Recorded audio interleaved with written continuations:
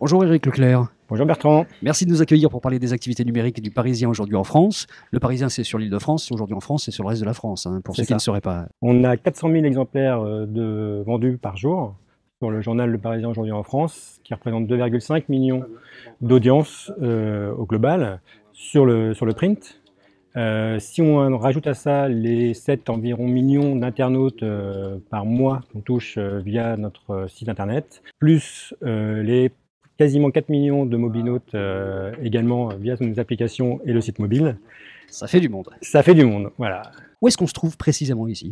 Là, vous vous trouvez donc aux activités numériques du Parisien avec les fonctions fonctionnelles du site internet. On les appelle, nous, les experts métiers. Donc, vous avez tous les grands spécialistes des moteurs de recherche, qu'on appelle SEO, le business développement, les partenariats, les community managers, les responsables mobiles, voilà. Ça veut dire que dans le groupe, il y a d'un côté les gens du web et de l'autre côté les gens du print, ou il y a quand même un peu plus de passerelles que ça? Il y a beaucoup de passerelles entre les gens du print et les gens du web. On travaille quotidiennement main dans la main. D'ailleurs, c'est aussi pour ça que les locaux dans lesquels vous vous retrouvez aujourd'hui ont été refaits il y a à peu près 2 ans maintenant, pour justement améliorer les synergies entre le support papier et les supports numériques. On a changé d'endroit, Eric. Où est-ce qu'on se trouve précisément ici avec ce joli puits et puis ces écrans? Eh bien là, vous vous trouvez au cœur du réacteur du Parisien, puisque c'est la rédaction. Voilà, la rédaction qui est composée donc d'un desk d'une vingtaine de journalistes qui vient alimenter 7 jours sur 7 le site internet de 6 h du matin jusqu'à environ 1 h, 2 h du matin. Lorsqu'on va sur le site, on s'aperçoit qu'il y a une possibilité de scroll quasi infini, énormément d'informations et des productions qui sont aussi vidéo. Par exemple, il y a un studio vidéo à 2 mètres d'ici. Tout à fait, c'est tout récent. On a construit notre équipe du Parisien Télé cet été. On a recruté 6 personnes autour du Parisien Télé et qui proposent maintenant des rendez-vous autour du PSG notamment, de l'édito, des 3 minutes pour comprendre, etc. Avec toujours l'ADN du Parisien en fond pour expliquer ce que c'est l'actualité auprès de nos internautes. Eric, il nous reste un endroit à visiter, c'est un étage en dessous, c'est l'espace détente qui est plutôt sympa. On y va. L'ADN du Parisien, c'est un contenu qui est énormément commenté, partagé, et donc c'est ce qui explique en partie le succès du Parisien sur les réseaux sociaux. Dans un premier temps, l'idée, c'est via l'acquisition d'audience, c'est de pouvoir capter un maximum de gens qui ne seraient pas forcément en contact avec la marque Le Parisien. Et donc c'est ça justement notre stratégie forte sur les réseaux sociaux et le mobile. Ça nous permet de capter une audience qui a une moyenne d'âge inférieure à 35 ans.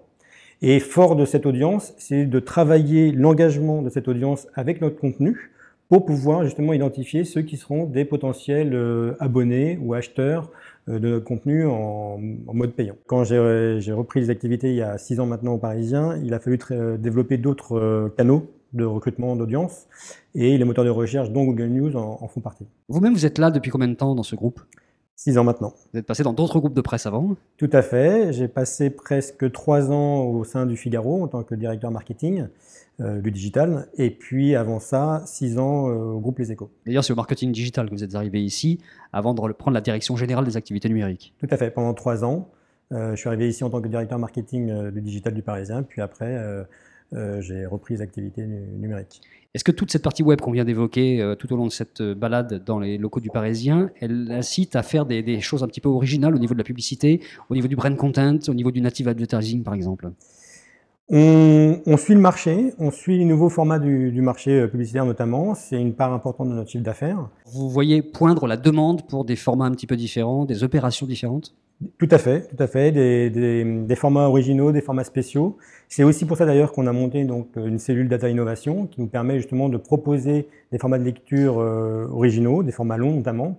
Et l'idée, c'est de pouvoir intégrer de manière intelligente, tout en préservant effectivement le côté éditorial du Parisien, pour pas leurrer l'internaute ou le lecteur, mais faire en sorte que chacun y trouve son compte. Combien de personnes ça représente les activités numériques, si on peut les classifier dans l'ensemble du groupe? Quelle part de chiffre d'affaires? Quel est le ratio? Aujourd'hui, les activités numériques du Parisien représentent à peu près une 50aine de personnes, qui est répartie de moitié pour 20-25 personnes sur donc, le desk, et le reste sur des métiers, des experts métiers, entre eux des développeurs, des web pros, et les experts métiers du marketing, sur à peu près 400 personnes. Donc 12%.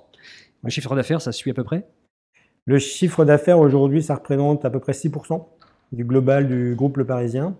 Donc c'est bien, c'est en croissance, c'est une activité qui se veut être rentable dès l'année prochaine.